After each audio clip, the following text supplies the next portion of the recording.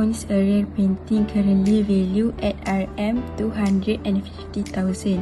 She is considering two options. Option 1, sell it now and invest the money at 4.2% interest compounded semi-annually. Or option 2, keep the painting and sell it after 6 years for Rm 300,000. So which option would provide Nina with a better financial return? For option 1, we assume that the asset is sold now for Rm 250,000. This amount will be invested at an interest rate of 4.2% per year compounded semi-annually. Since the interest is compounded twice a year, the interest per period is 0.021. Over 6 years, there will be a total of 12 compounding periods. So, we use the formula S equal to P bracket 1 plus I bracket N. So, the S will be 250,000 bracket 1 plus 0.021 bracket 12. So, the answer will be 320,810 and 75. For option 2, they said keep the painting and sell it after 6 years for 300,000. So they already give that the price for 6 years is 300,000. So comparison between option 1 and option 2 is option 1 we get Rm 320,810 and 75 cents. While option 2 we get Rm 300,000. So the conclusion is option 1 provides Nina with a better financial return. Say Sarah puts Rm 2,000 into a saving account that gives 6.25 interest per year, and the interest is added every 4 months. After 5 years, she adds more money. This is her second deposit. Her goal is to have 6,500 exactly 3 years after the second deposit. That means the first Rm 2,000 will grow for 8 years total. Let's calculate how much it's become and how much more she needs to reach her target. Calculate the first deposit. So in compounded interest, we use S equal P open bracket 1 plus I plus bracket of N. This is the formula. So P is Rm 2,000. I is 6.25%, we divide by 3, which is the answer 0.020833, and N is 8 years times 3, we get 24. So we just convert and insert it, the detail we get into the formula. So S equal to 2,000 times open bracket 1 plus I, plus I is 0.020833 close bracket power of 24. We get the answer Rm 3,280 and 55 cents. So it's mean after 8 years, the first deposit become Rm 3,280 and 55 cents. She will Rm 6,500 in total. The first deposit give her Rm 3,280. So we just take 6,500, we minus with Rm 3,280 and 55 cents. So we get Rm 3,290.45 cents. That means the second deposit must go into Rm 3,290 and 45 cents in just 3 years. So let's now find out how much she needs to put in.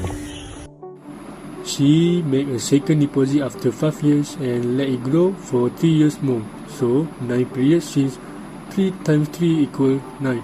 So use same formula and the final answer is Sarah should deposit after 5 years to reach her goal of Rm 6,500. Question 3. Amira holds say 15,000 ringgit in a bank account for 5 years. The bank offered an interest rate of 3% compounded quarterly. If the amount in the account at the end of 5 years was 19,711 ringgit, determine the interest rate 3% compounded quarterly. B. Total amount of the saving was extended for another 2 years. And C. Total interest earned for 7 years. Given the final amount is 19,711 and the initial amount is 15,000 over 5 years with quarterly compounding, we divide to get 1.3141. We take the 20 root to find 1 plus R over 4 equals 1.0138. So R over 4 is 0.0138 and R equals 0.0552. Therefore, the interest rate is 5.52%. Next, total amount if the saving was extended for another 2 years. So we use the formula S equal to P bracket 1 plus R divide M bracket MT. S equal to 15,000 bracket 1 plus R divide 0.0552 bracket 28. 15,000 bracket 1.0138 bracket 28, and we get 15,000 bracket 1.4678 bracket, and we get the answer is 22,017 ringgit. The last one is total interest earned for 7 years. Interest for 7 years equal to A minus P, which is 22,017 ringgit minus 15,000 ringgit, and we get the answer is 7,017 ringgit. Question 4. Hussaini sold a piece of land for Rm 138,000 and used 50% of the amount as a down payment on his new house. He then took a loan to cover the remaining cost of the house, which was priced at Rm 619,000 from a bank that charged 4.6% interest compounded monthly. The loan is to be prepaid over a period of 13 years. A. Find the monthly payment.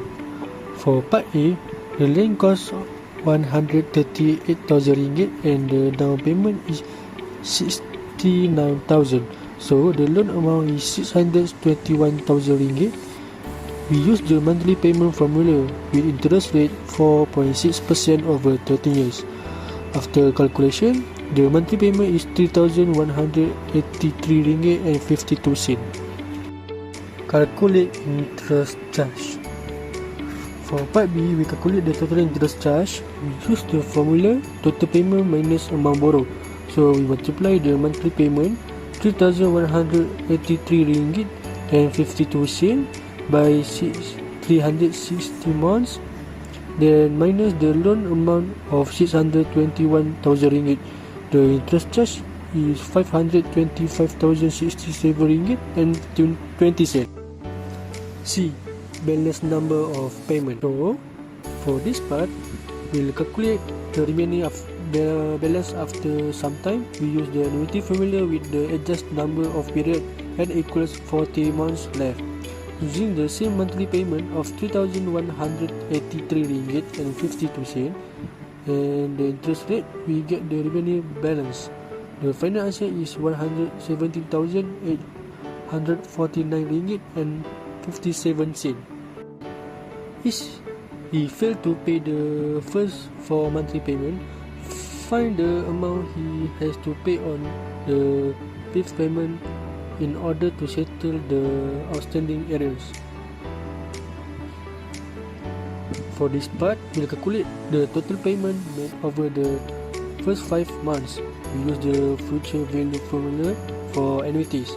Using the monthly payment of 3,183 ringgit and 52 cents and substituting n equals 5, we get the total amount paid. The answer is 16,040 ringgit and 10 cents.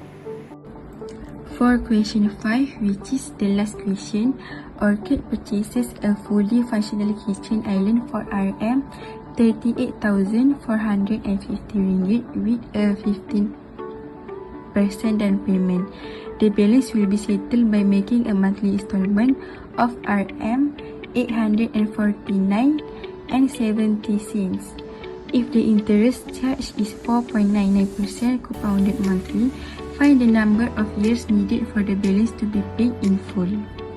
We are given the present value A equals 32,682 ringgit and 50 cents and monthly payment R equals 849 ringgit and 70 cents. The interest rate is 4.99% annually. So the monthly rate is 0.0499 divided by 12. Using the annuity formula and solving with logarithm, we found that the number of months n is approximately 42 months. So the time taken to pay off the loan is about 3.5 years.